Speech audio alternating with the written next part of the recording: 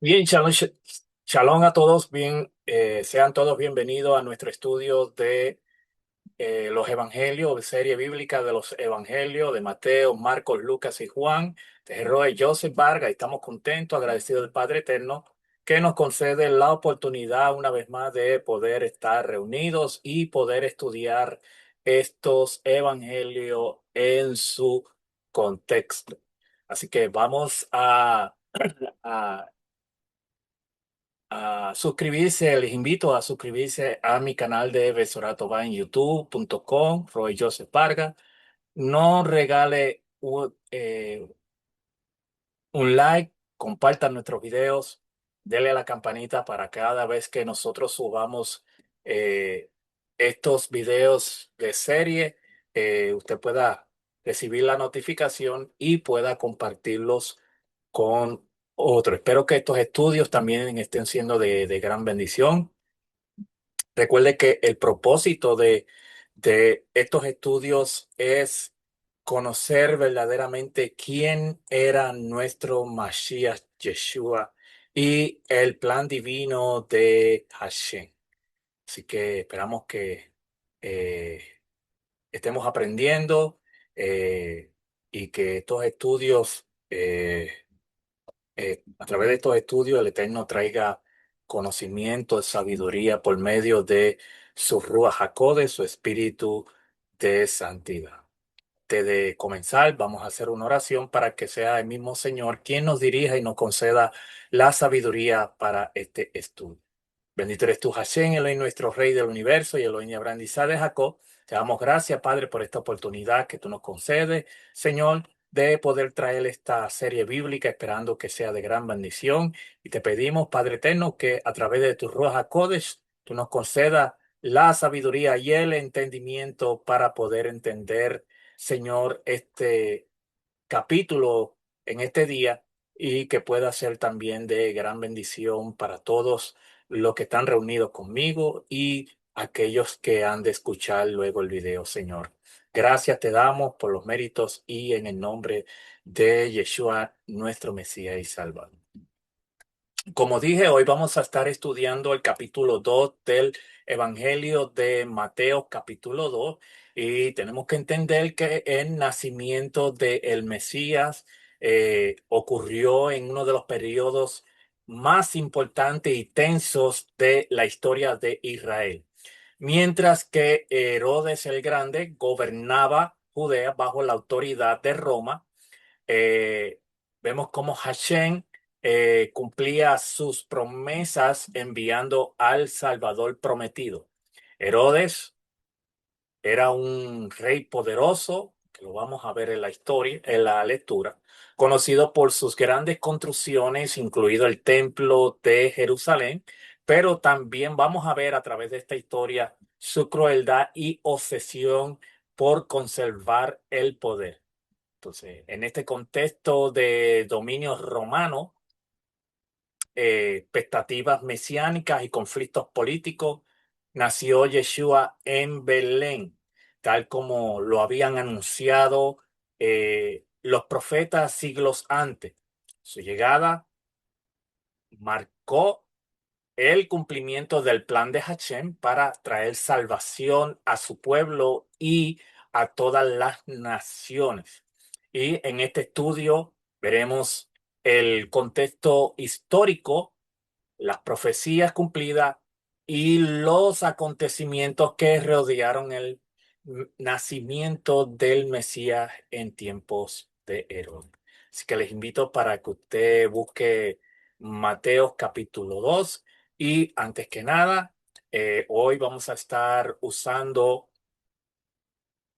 una información que es libro o este información del comentario ilustrado Soldevan sobre los antecedentes de la Biblia y este Mateo a Lucas. Así que voy a estar usando algunas notitas de estos comentarios que nos van a ayudar a entender esta historia a través de este video. Es que vamos a buscar Mateo capítulo 2 para así leer y luego entramos en la discusión de esta historia. Mateo capítulo 2. Así que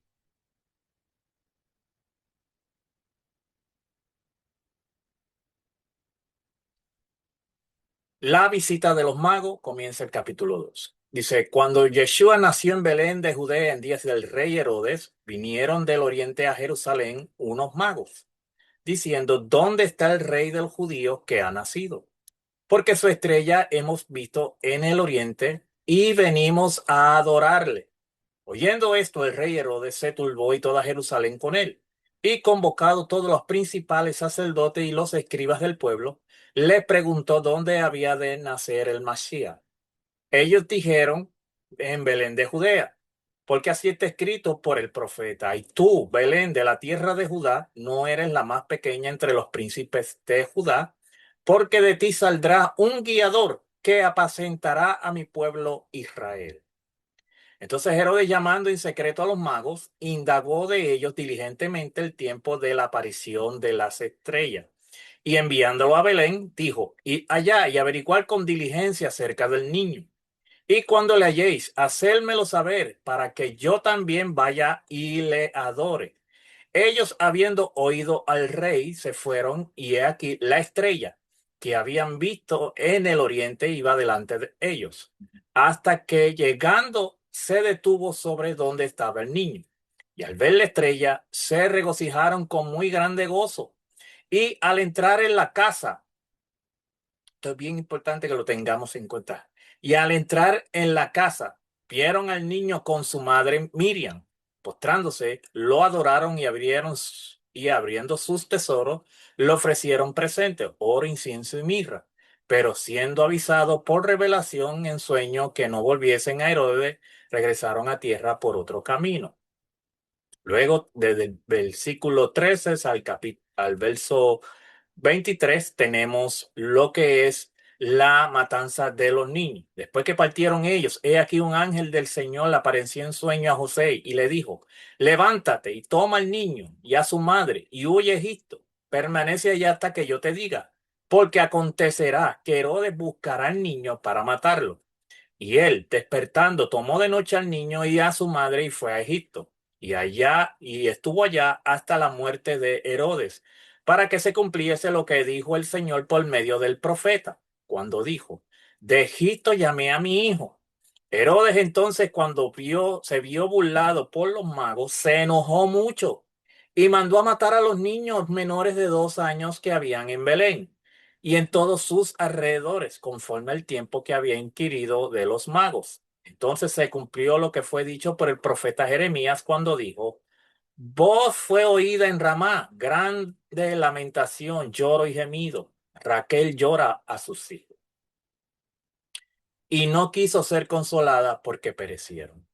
Pero después de muerto Herodes, he aquí un ángel del Señor apareció en sueño a José en Egipto, diciendo, levántate, toma al niño y a su madre, vete a tierra y vete a tierra de Israel, porque han muerto los que procuraban la muerte del niño. Entonces él se levantó y tomó al niño y a su madre, vino a tierra de Israel, pero yendo en Alquelao reinaba en Judea en lugar de Herodes su padre, tuvo temor de ir allá, pero avisado por revelación en sueño, se fue a la región de Galilea y vino y habitó en la ciudad que se llama Nazaret para que se cumpliese lo que fue dicho por los profetas que habría de ser Nazaret. Entonces, ¿qué tenemos nosotros en este capítulo? ¿Qué este capítulo nos quiere enseñar? Primeramente, dice que cuando Yeshua nació en Belén de Judea, del día de rey Herodes.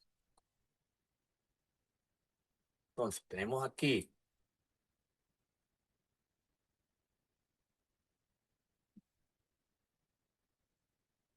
Después que nació Yeshua en Belén, vemos que al comienzo del capítulo 2, el periodo de tiempo se ha adelantado más de 2 años, se habían pasado 2 años. Sobre Mateo 16 y 6, 2:16. El bebé ahora era un niño y la familia vive en una casa en Belén de Judea, a 10 kilómetros al sur suroeste de Jerusalén. Entonces vemos que hay unos magos que llegan a donde está el niño. El término mago y se utilizó originalmente en los primeros registros para referirse a una casta sacerdotal. Entonces, eh, la casta sacerdotal de la antigua Persia era un grupo religioso que se encargaba de dirigir eh, culto, enseñar creencias y realizar rituales sagrados. Eh, Sus miembros más conocidos eran los magos, que ellos eran sacerdotes de Zoroastriano. Era experto en asuntos religiosos, interpretación de sueños y observación de los astros. Entonces, vemos que ellos eran una clase de sacerdotes persas dedicado al servicio religioso y la preservación de las tradiciones. Entonces, en en esta historia, vemos que se utilizó originalmente en los primeros registros para referirse, como dije, a una casta de la antigua Persia. Tal vez seguidores de Zoroastro, el maestro y profeta persa. También vemos que se introdujeron elementos babilónicos. Estos magos eran figuras destacadas en la vida de la corte religiosa de su país de origen, que empleaban una variedad de medios científicos como la astrología, diplomáticos, sabiduría y religiosos conjuros mágicos para tratar de comprender la vida futura, la vida presente y futura. Y eh, esto se distingue de un tipo más común de mago. Por ejemplo, cuando vamos a Hechos 13, capítulo 6, habiendo atravesado toda la isla hasta Pafo, ya hallaron a cierto mago, falso profeta judío llamado Bar Jesús. Y en el verso 8, pero le resistía Elima, el mago, pues así se traduce su nombre, procurando apartar a la fe del procónsul. Entonces, vemos en el capítulo 2:1 cuando los magos llegaron de Oriente a Jerusalén, puesto que una gran colonia de judías permaneció en el este después del exilio, especialmente Babilonia, parte y Arabia. Y estos magos aparentemente habían sido expuestos al judaísmo desde esa colonia judía. Entonces, los líderes paganos, tanto políticos como religiosos, estaban muy conscientes de las particularidades religiosas judías, como la observancia del Shabbat y las restricciones matrimoniales. Si los magos vinieron de los alrededores de Babilonia, habrían viajado aproximadamente 900 millas, puesto que habrían tenido que hacer arreglos para el viaje y reunir un grupo de viaje. Podrían haber pasado varios meses desde el momento en que viajaron la estrella por primera vez hasta que llegaron a Jerusalén, según cuenta Edras y los exilios que regresaron en verso 9, porque dice, porque el día primero del primer mes fue el principio de las partidas de Babilonia, y al primero del mes quinto llegó a Jerusalén estando con él la buena mano de Hashem. Entonces, aquí tenemos en este mapa algo interesante, la posible ruta que estos hombres que vinieron a adorar al Mashiach a Jerusalén, pues geográficamente, ellos salieron de Babilonia, pasaron por Siria y luego llegaron a Jerusalén y de Jerusalén pasaron a Belén. Aquí tenemos también Jerusalén a Belén. So que vemos que estos hombres que vinieron de lejos eh, era una casta, como dije, una casta persa, y ellos eran encargados eh, de realizar rituales religiosos. Entonces tenemos también a Herodes, que reinaba. Y Herodes, el rey Herodes, según en esta nota, dice que su nacimiento fue en el año 73 al 79 antes de la era común, diga, su nacimiento y reinado. Entonces, luego entraría a reinar en el año 73 al año 4 antes de la era común. Y Herodes, como dice esta historia, él nació en una familia noble de ascendencia idumea y nabatea. Su abuelo era Antipa y Herodes se convirtió al judaísmo durante el reinado de Hircano I. Su padre, Antípatro II, fue nombrado consejero de Hircano II. Después que el general romano Pompeyo invadió a Judea y despuso al dinastía Asmonea en el año 63, Antípatro fue nombrado procurador de Judea por Julio César en el año 47. Antípatro nombró a su hijo Herodes gobernador de Galilea cuando tenía 25 años. Entonces, estamos viendo aquí la historia de este hombre, su nacimiento y reinado. Tras la muerte de su padre por envenenamiento, Herodes fue entonces nombrado rey de Judea por el emperador Augusto y el senado romano en el año 39. Solidificación. El gobierno de Herodes en su reinado para el año 38 al 25 eh, se vio afectado en los primeros años por el resentimiento persistente de los miembros supervivientes de la casa de Asmonea. Y Herodes, él trató de consolidar su posición casándose con Mariana una princesa de la línea Asmonea.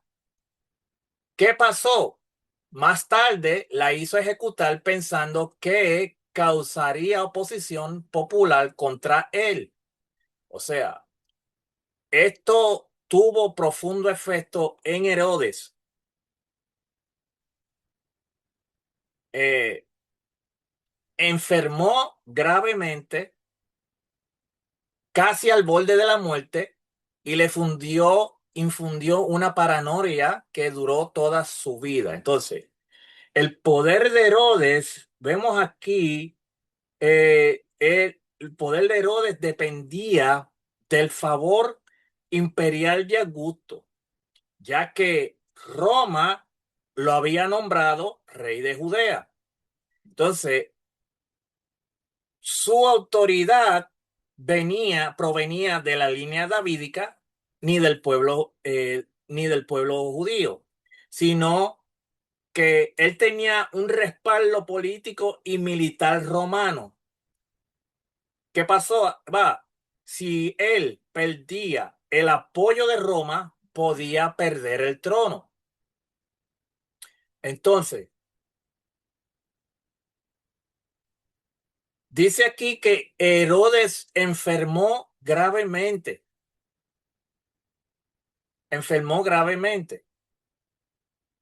Entonces,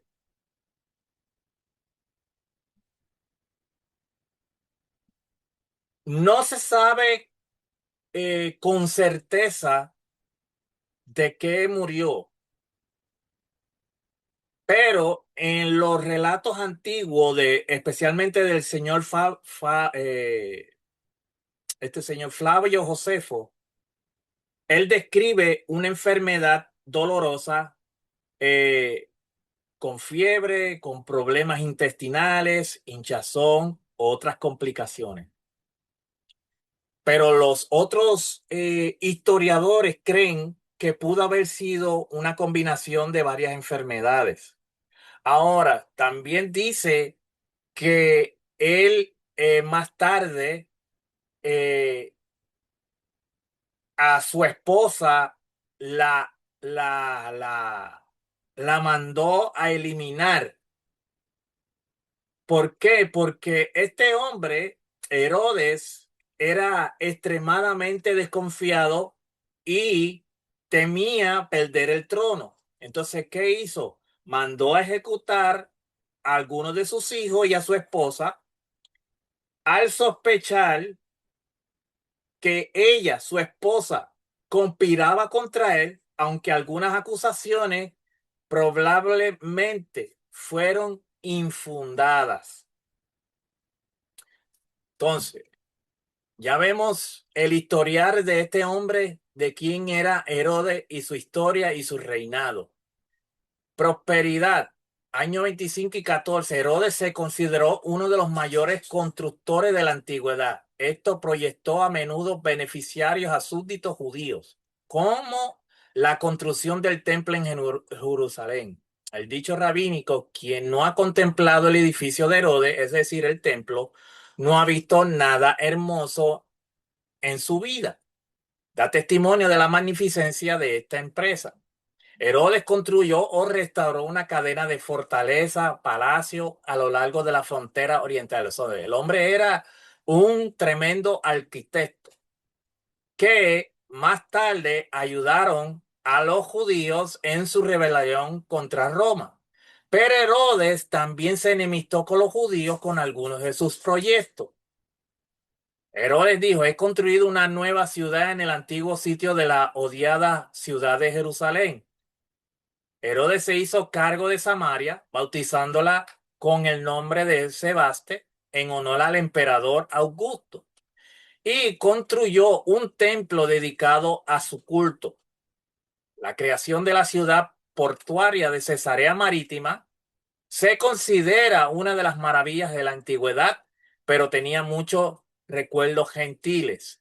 En Jerusalén, Jericó y Cesarea, Herodes construyó teatros, anfiteatros e hipódromos para los juegos griegos inaugurados en honor a Augusto. Y los que han ido a Israel, ellos saben de lo que estoy hablando, que tuvimos la oportunidad de ir allí a Cesarea, donde él eh, eh, tenía una casa, tenía su palacio y tenía un anfiteatro que está allí, también, también hipódromos para juegos de griego, y ese hipódromo fue en honor a Augusto. Entonces, intriga y decadencia. Año 14 al 4 de la era común. Los 10 esposas de Herodes tuvieron, o sea, no se conformó con una, 10.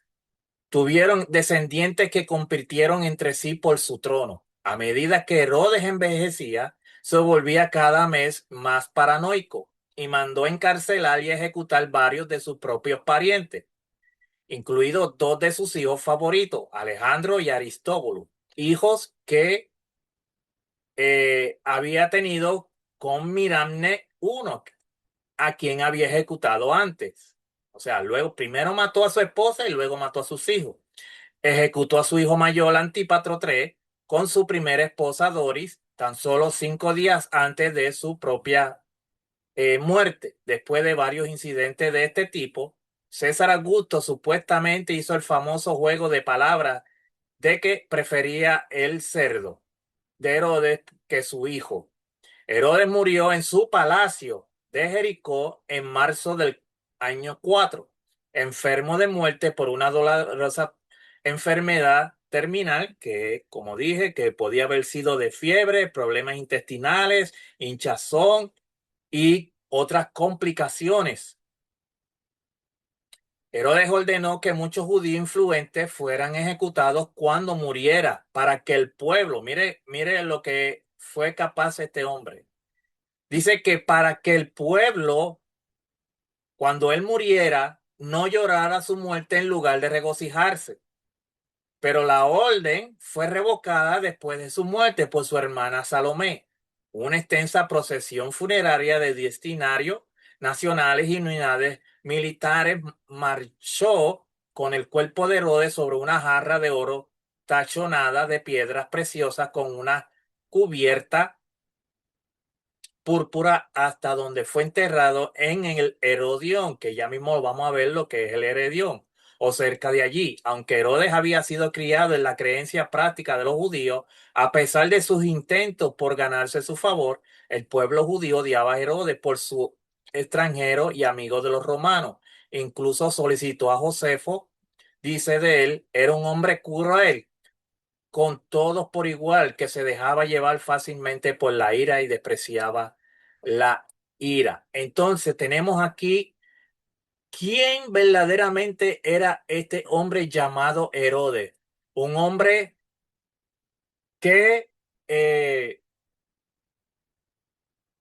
sufría de una paranoia, temía por su poder, por su trono.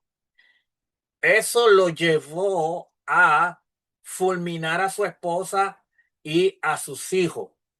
Creó el hipódromo en honor a Augusto, donde allí se celebraban juegos de griegos.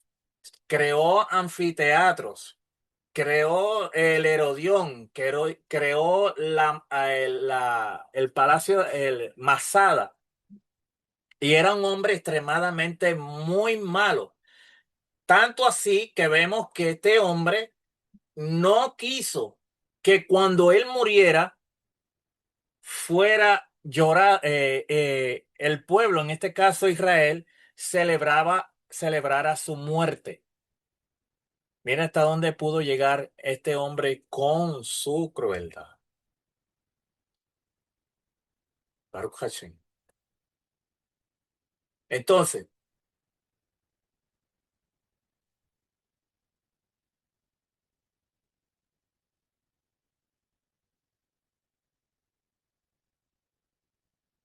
los magos, cuando ellos llegaron a Jerusalén, o sea, sí, cuando llegaron a Jerusalén, ellos hicieron una pregunta, que dónde estaba el que había nacido rey de los judíos, según Mateo Totó, que dice, ¿dónde está el rey de los judíos que ha nacido? Porque su estrella hemos visto en el oriente y venimos a adorarle. Ya mismo vamos a ver lo que es la estrella.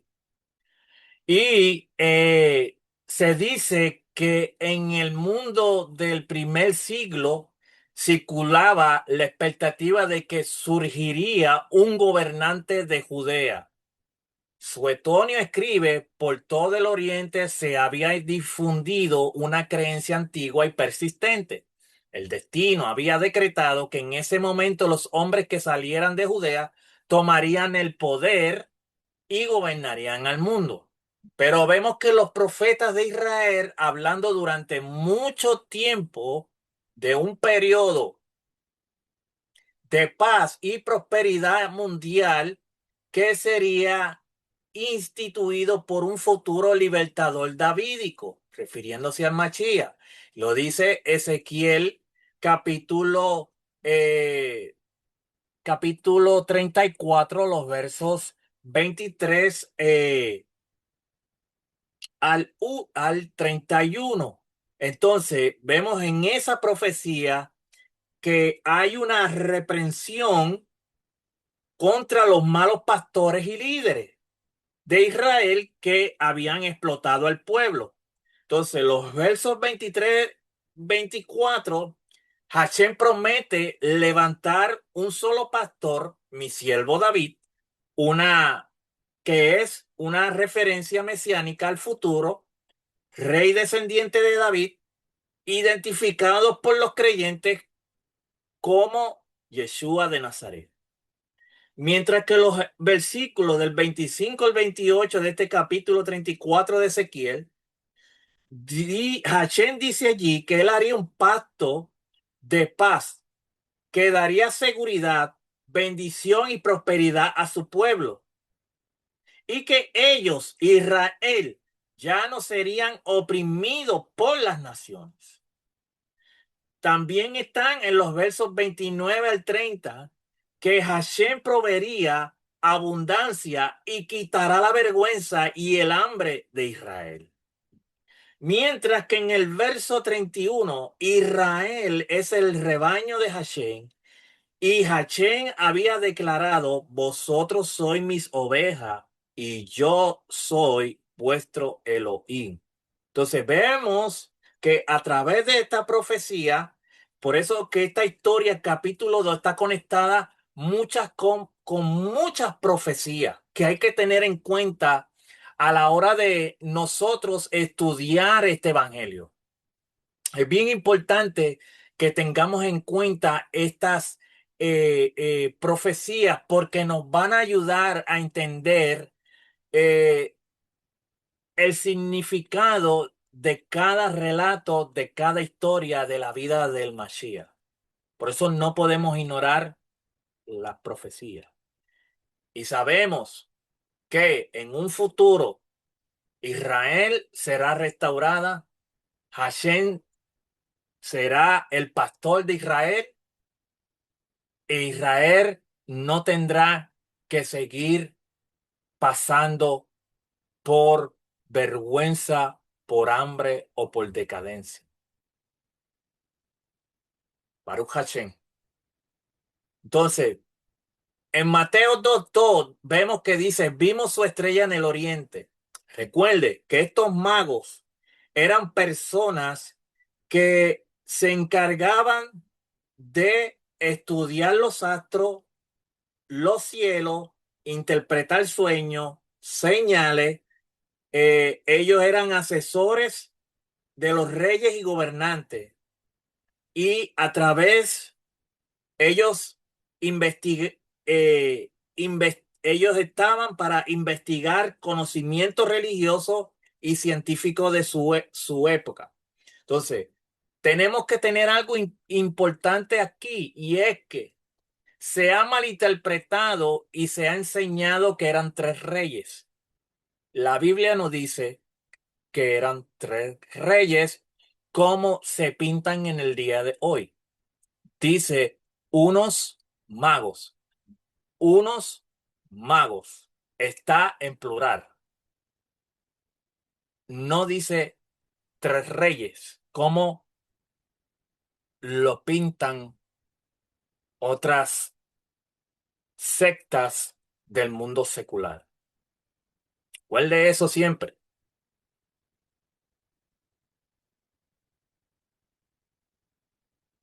Tampoco nos dicen que eran reyes.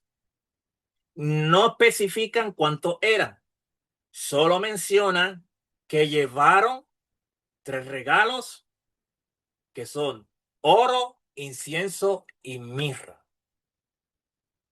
Entonces, eh, a través de la comunidad judía en su tierra natal, los magos pueden haber llegado a estar familiarizados con la profecía de Balaán. Una estrella saldrá de Jacob y un cetro se levantará de Israel, según Números 24:17. En muchos sectores dentro del judaísmo, esta profecía se entendió como que señalaba a un libertador mesiánico, que es Mashiach.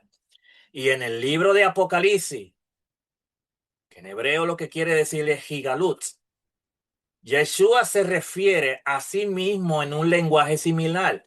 Yo soy la raíz y el descendente de David y la brillante estrella de la mañana. Vemos que dice, han venido a adorarlo. Suetonio describe el homenaje que los magos principescos, Tiridante de Armenia, rindieron al emperador Nerón cuando Tiridates se acercaba por una plataforma inclinada. Al emperador primero lo dejó caer a sus pies, pero lo levantó con su mano derecha y lo besó. Tiridante incluso se dirigió a Nerón como dios. De manera similar, los magos esto es algo importante. Los magos, en el relato de la infancia de Mateo, adoran a Yeshua, pero con una mezcla de influencia del paganismo, la astrología y las escrituras judías.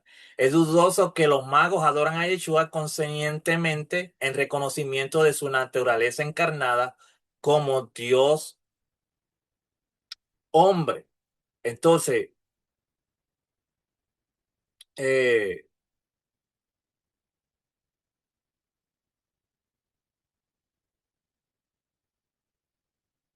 entonces, en el contexto de este comentario,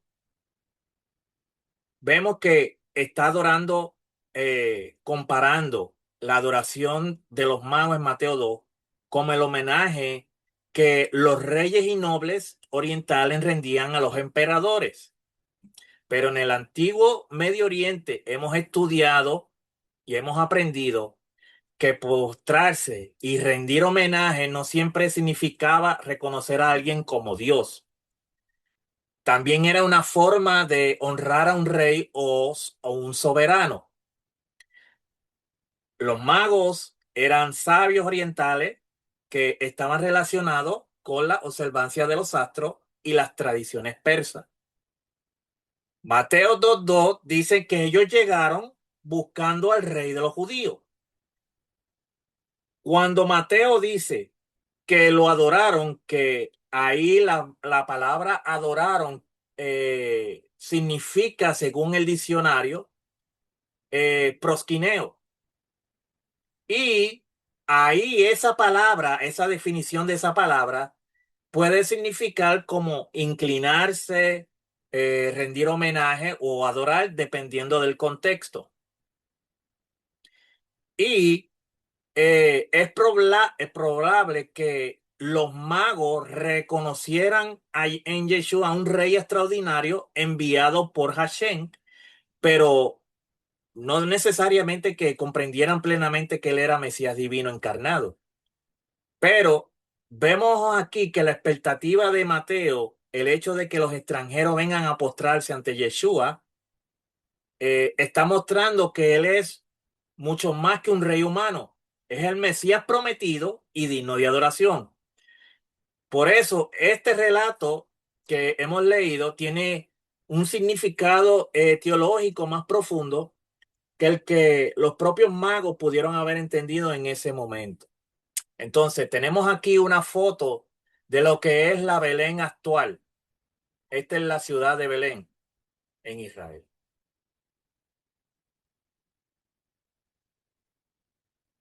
Entonces, ya entendiendo este relato de los magos, eh, dice que cuando estos hombres llegaron, Herodes se turbó. Cuando el rey Herodes oyó esto, se turbó según el verso 3. ¿Por qué? Porque Herodes había desarrollado un profundo temor a los ataques desde el este, especialmente debido a las invasiones anteriores de los partos y los traconitas. Por eso vemos que él construyó una serie de fortalezas como leímos en el primer relato. Fortaleza, palacio a lo largo de la frontera oriental, incluyendo Masada y Carnio, Maqueronte y el Herodión. El propósito era para él garantizar la seguridad de la fuerza invasora, dado que lo más probable es que los magos viajen con sirvientes y posibles guardias o una escolta militar para protegerse a sí mismos, y los regalos que deben presentar al niño. Esta considerable compañía lleva a Herodes a pensar que la fuerza invasora del este están uniendo fuerzas dentro de Israel para expulsarlo. Entonces, aquí tenemos una foto de lo que es el Herodión, lo que es el Herodión. Aquí tenemos otra, Masada. Luego tenemos Masada, que lo que hemos podido ver allá, como único se puede subir hasta acá arriba, hasta Masada, es cogiendo un teleférico para poder llegar allá al palacio de Herodes. Aquí es otra vista, esto es un camino que es bien largo, bien largo. Y aquí están las ruinas de ese palacio. Y este es el camino que construyeron este padabrizo para que pudieran subir allá. Pero es más recomendable subir en teleférico porque es más rápido. Y esta es otra vista de Masada. Aquí, Baruch Hashem, nosotros pudimos estar y los que han ido, que están aquí conectados, podemos ir y ver este palacio. Entonces,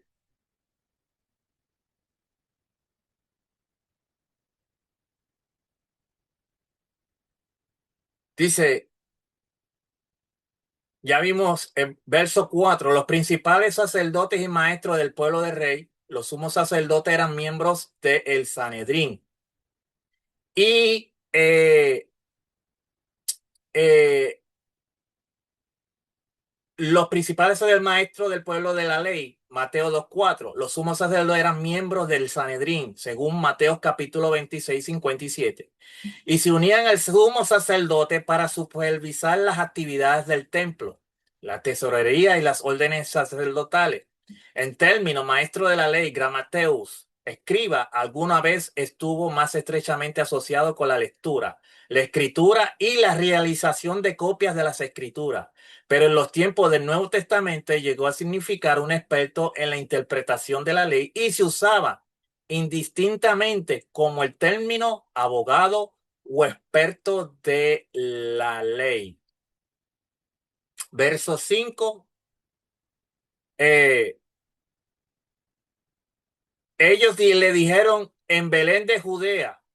Entonces, el profeta Miqueas se había referido a Belén. ¿Por qué? Porque allí está escrito en Miqueas capítulo 5 verso 2: pero tú, Belén Efrata, pequeña para estar entre las familias de Judá, de ti saldrá el que será Señor, Adón de Israel, y sus salidas son desde el principio, desde los días de la eternidad.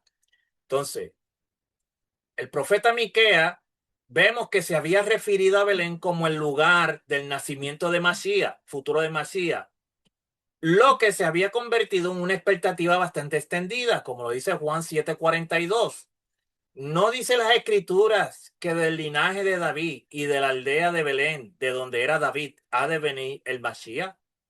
Dice que aunque Belén era un pueblo pequeño y aparentemente insignificante, también Belén era conocido como el hogar de Ruth y Boz, que hemos estudiado, hemos leído esos libros. Los antepasados del rey David y el lugar del nacimiento de, de del propio David. Entonces, Belén, vemos que era una aldea pequeña, pero tenía su gran importancia porque vemos que era la ciudad de David y estaba asociada con la promesa del Mesías, como lo vemos aquí en la profecía de el Mesías, de Miqueas capítulo 5 en el verso 2. Entonces, era una ciudad pequeña, insignificante en tamaño y poder, pero era comparada con ciudades más importantes. Dios, Hashem, había escogido una ciudad humilde. El fin era para mostrar que sus planes no dependían de la grandeza humana. O sea, por eso, mientras Nazaret tenía mala reputación y poco prestigio, Belén era pequeña, pero honorable. ¿Por qué? Por su relación con el rey David y las profecías mesiánicas.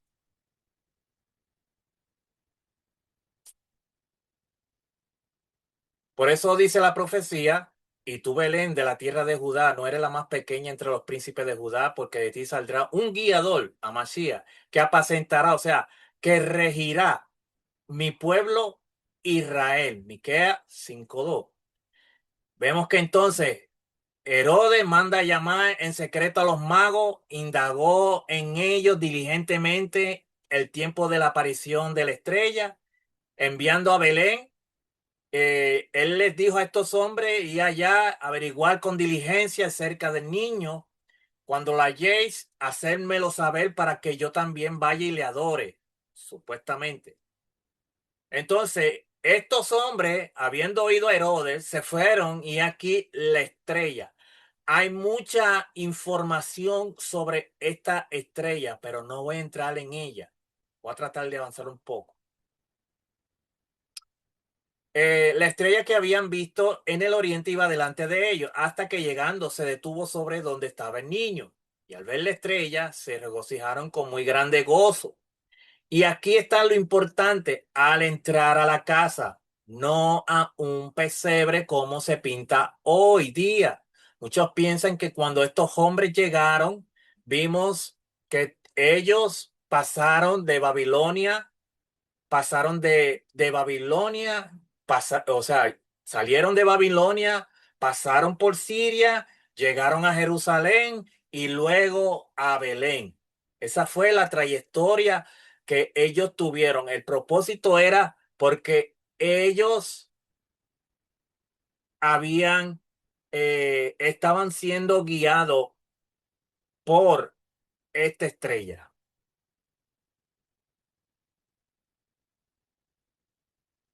Entonces, dice, al entrar en la casa,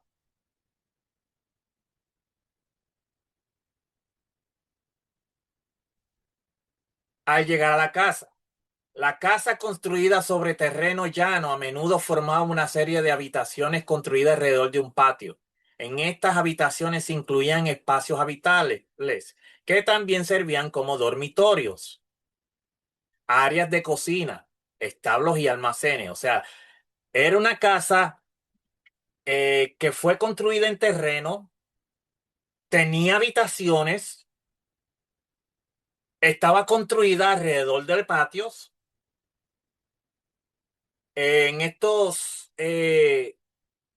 en estas habitaciones se incluían espacios habitables que también servían como dormitorios. Tenían su área de cocina, establos y almacenes. Las casas construidas en zona montañosa podían tener viviendas de 2 pisos.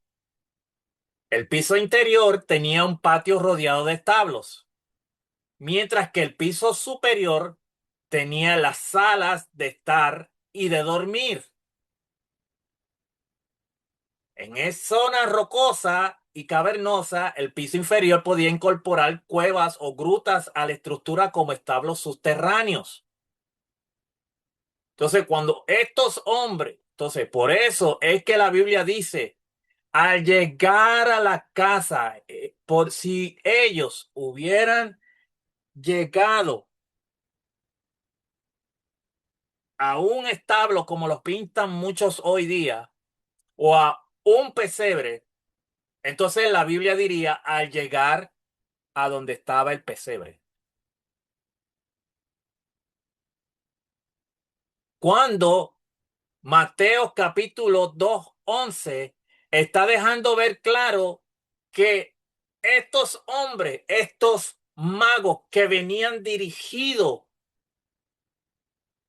buscando a dónde iban a ser el Mashiach, dice que al entrar a la casa vieron al niño con su madre Miriam y postrándose ellos le adoraron, abrieron sus tesoros, le ofrecieron presente, oro, incienso y mirra.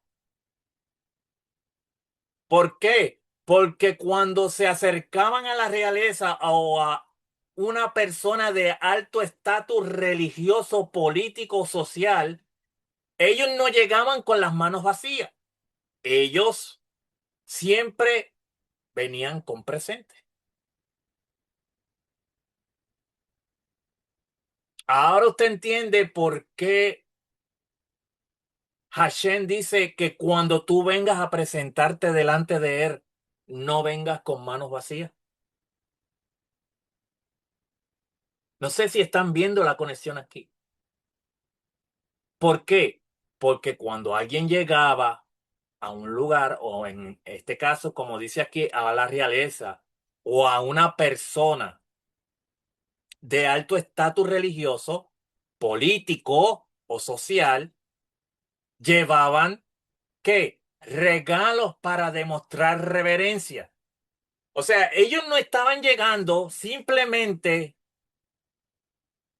a la casa donde estaba al Mesías. Ellos no tenían al Mesías como alguien común.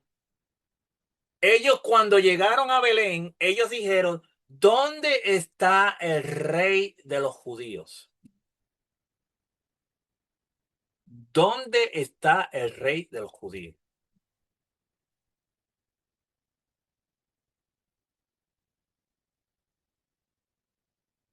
Mucho que pensar. Entonces, eh, el oro era valorado en todo el mundo antiguo como medio de intercambio, así como un metal precioso para hacer joyas, adornos e instrumentos de mesa para la realeza. El incienso o líbano se deriva de una resina de ámbar que producía un olor dulce cuando se quemaba. Se usaba como perfume. Por eso Hashem en el templo percibía el olor de los inciensos cuando eran levantados, porque era olor grato. Pero en Israel se usaba ceremonialmente como el único incienso permitido en el altar. La mirra consiste en una mezcla de resina, coma y aceite de mirrol y se usaba en incienso como perfume para prenda de vestir o para el hecho de un amante con estimulante. Marcos 15:23, que habla cuando Yeshua fue cuando le dieron a beber vino mezclado con mirra, mas él no lo tomó. Y para envolver la envoltura de la ropa de una persona fallecida para sofocar el olor del cuerpo en descomposición. Por eso cuando las mujeres llegaron a la tumba, ellas no fueron con las manos vacías, fueron con especies aromáticas, con el único fin para que, como dice aquí, para sofocar el olor del cuerpo en descomposición. Entonces,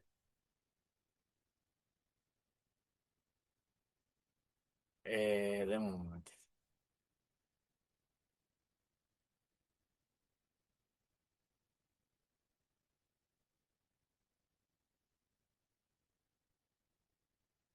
Entonces, en el contexto histórico, Judea, bajo Herodes el Grande.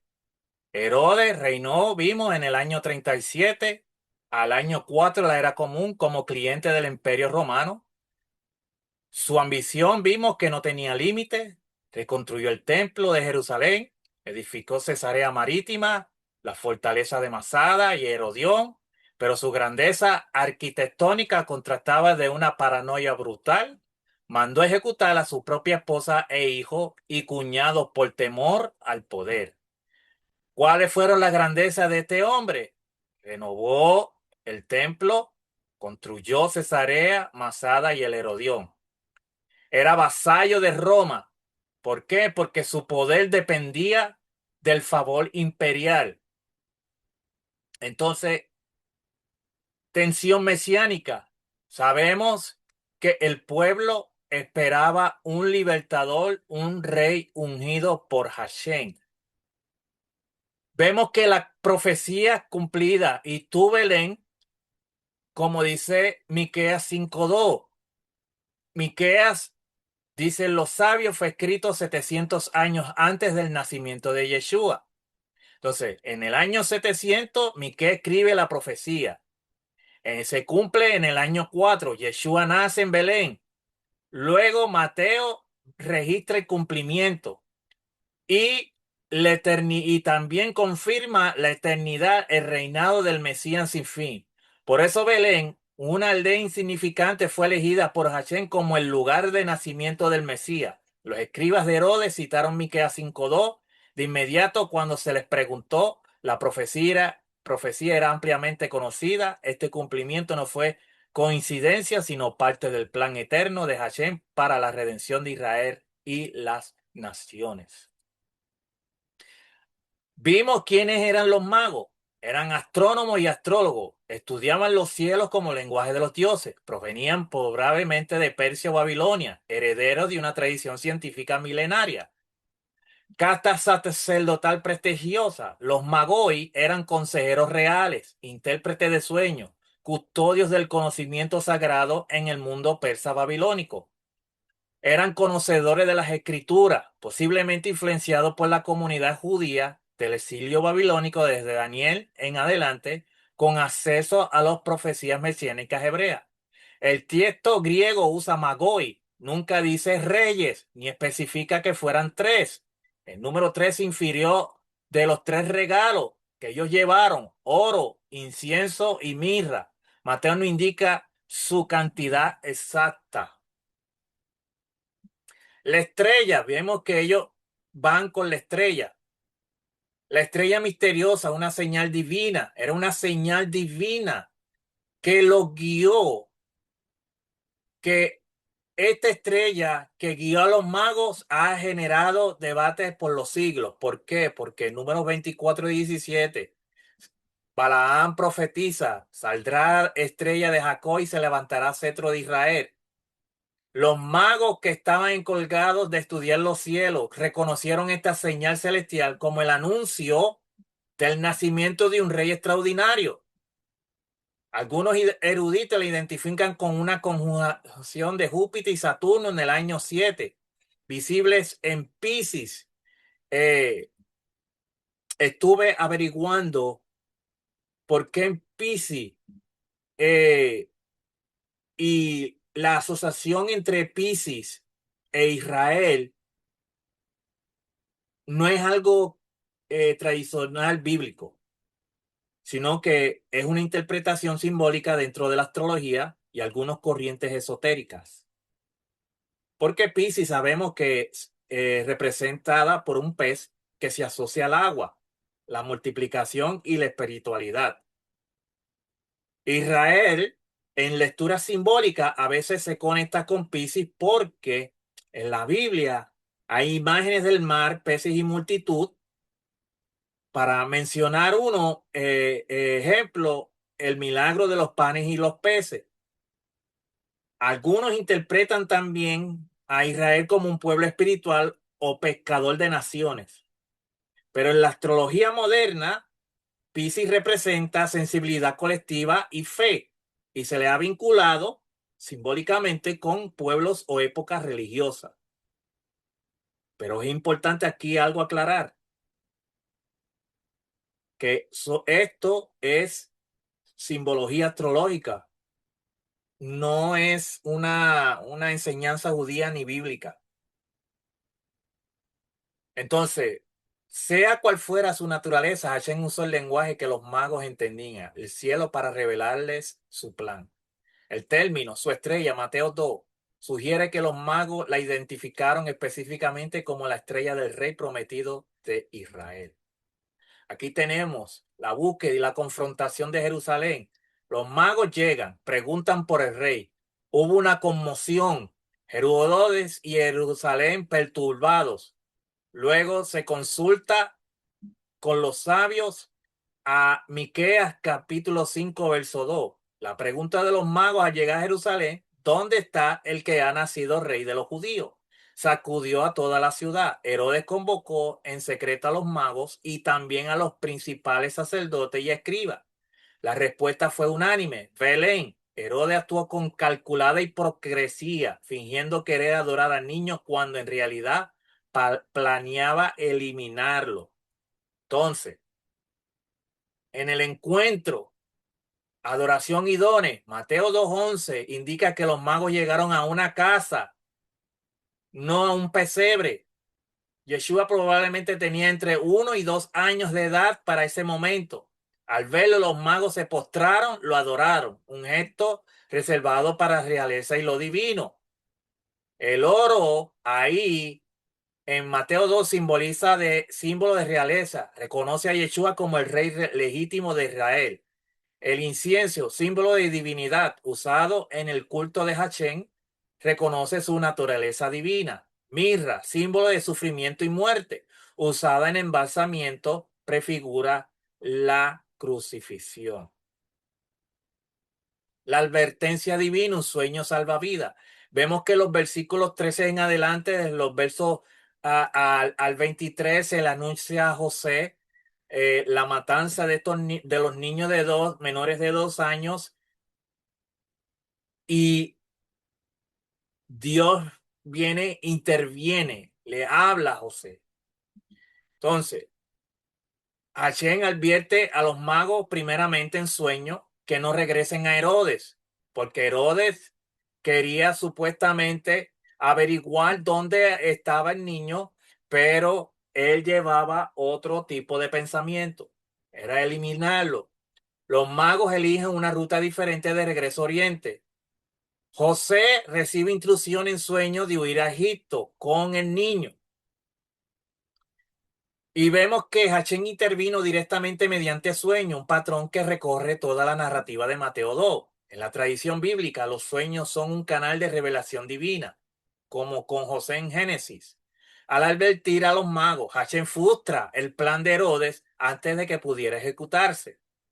Esta es la primera de 4 intervenciones angélicas o divinas en este capítulo, mostrando que la protección de Yeshua es soberanía activa de Hachén, no casualidad.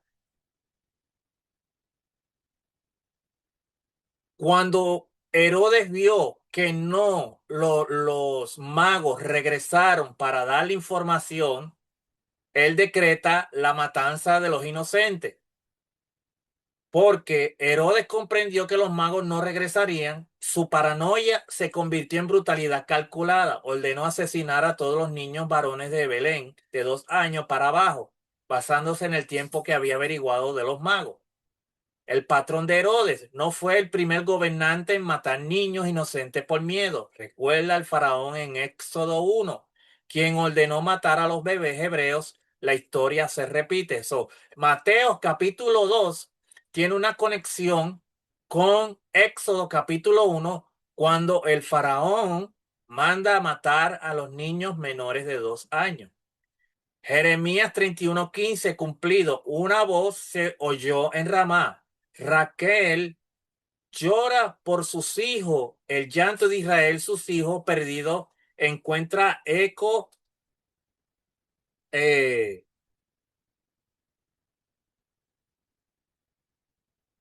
eh, eco,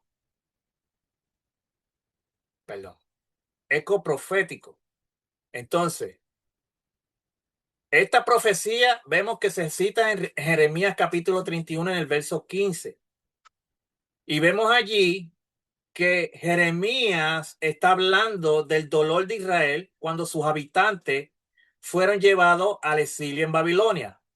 Raquel, que sabemos que era la esposa de Jacob y madre de José y Benjamín, en esta profecía ella es presentada simbólicamente como la madre de la nación que llora por sus descendientes que han sido arrancados de su tierra.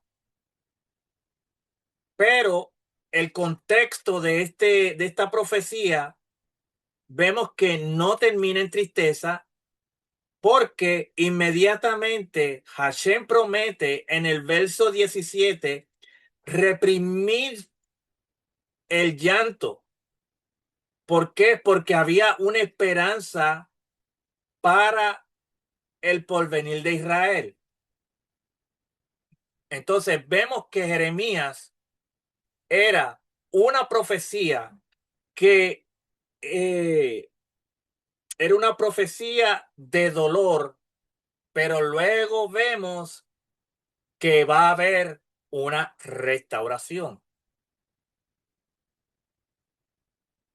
Entonces, Mateo en este capítulo ve un paralelo en Jeremías. Las madres de Israel lloran por los hijos perdidos durante el exilio.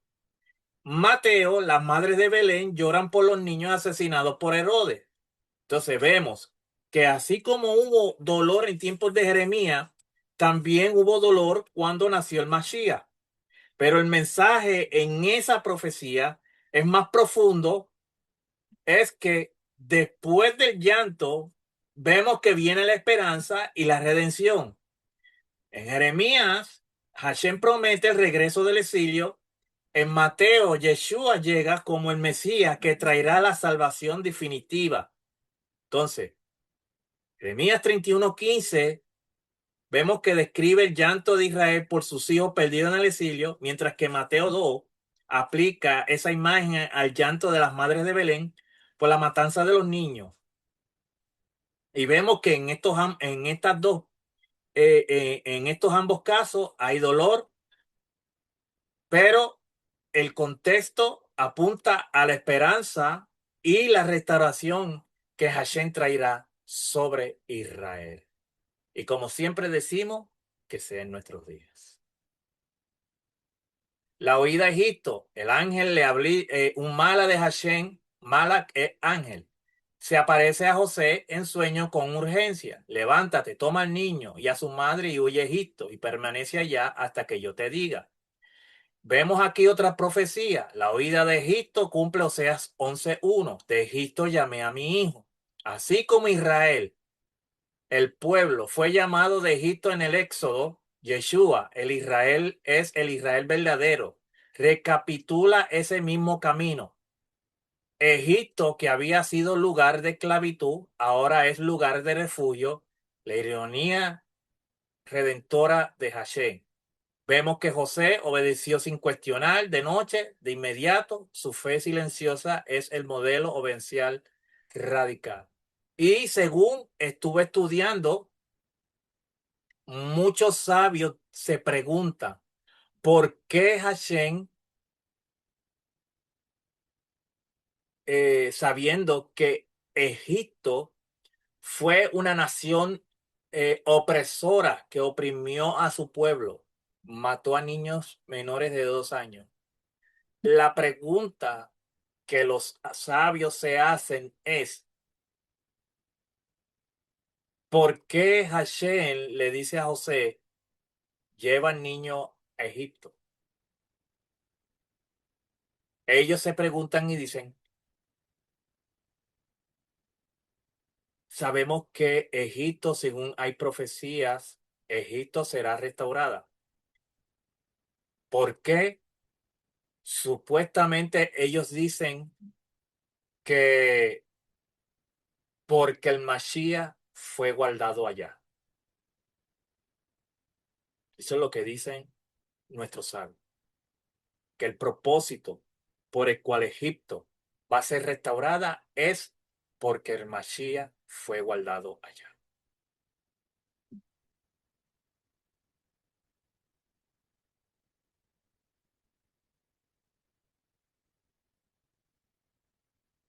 Y como siempre dice nuestro maestro, Pico Cortés, no me crean a mí, validen la información.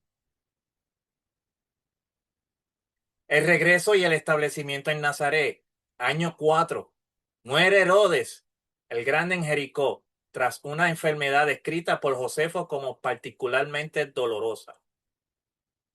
Punto número del llamado divino, el Mala, aparece nuevamente a José, levántate, toma al niño, regresa a Israel, porque han muerto los que procuraban la muerte del niño. El temor al que luego que el hijo de Herodes gobernaba Judea después de la muerte de Herodes, con igual crueldad. José, advertido en sueño, se desvía hacia Galilea. Número 4. Nazaret cumple profecía. Mateo 2:23 será llamado Nazareno, un título que conecta con las profecías sobre el humilde siervo de Hashem. 4 intervenciones divinas, 4 obediencias de José, 4 profecías cumplidas. Mateo 2 es una sinfonía de soberanía divina. Mateo 2, fe, profecía y soberanía de Hashem. Vemos profecías cumplidas en este capítulo 2. Miqueas 2, Osea 11:1, Jeremías 31:15, Mateo 2:23. Cada evento confirma el plan eterno. Intervención divina. 4 sueños guían, protegen y dirigen. Hashem es el verdadero protagonista de la historia. Identidad de Yeshua, rey, oro, divino, incienso, redentor sufriente, mirra, el Mesías completo desde su infancia. Llamado a la obediencia, José y los magos obedecieron sin demora. La fe genuina actúa frente a la palabra de Hashem. Entonces estamos viendo eh, por qué se escribió Mateos capítulo 2. Eh, Vemos que este capítulo eh, está conectado con muchas profecías, tanto con Miqueas, con Oseas y con Jeremías. Vemos la crueldad de este hombre llamado Herodes, de lo que él fue capaz de hacer, mandó a asesinar a su propia familia. Eh, Temía por que alguien eh, fuera a tomar su reino, porque él sabía que si eh, eh, él perdía el trono, iba también a perder el apoyo de Roma. Luego que este hombre muere por una enfermedad, entra su hijo Arquelao, otro hombre malísimo. Dios le avisa a José que llevara el niño a Galilea en Nazaret y vemos cómo todas estas profecías también se conectan con Éxodo. Eh, Se dice también que eh, solo 123 hombres regresaron a Belén de la deportación babilónica. Eh, Vemos como la conexión que hay entre la profecía de Jeremías sobre el llanto en Ramá y llanto gemido y la razón por la que se menciona a Raquel, porque Raquel fue enterrada allá. Así que familia, espero que este estudio haya sido de gran bendición, hayamos podido entender sobre esta historia del capítulo 2 sobre el nacimiento de Yeshua el Mesías y en el tiempo de el rey Herodes. Así que les invito para que se suscriban a nuestro canal de Besorato va en youtube.com, denle share, compartan nuestros videos, denle like y nos estaremos viendo en la próxima donde estaremos estudiando Mateo capítulo 3. Así que shalom será hasta la próxima.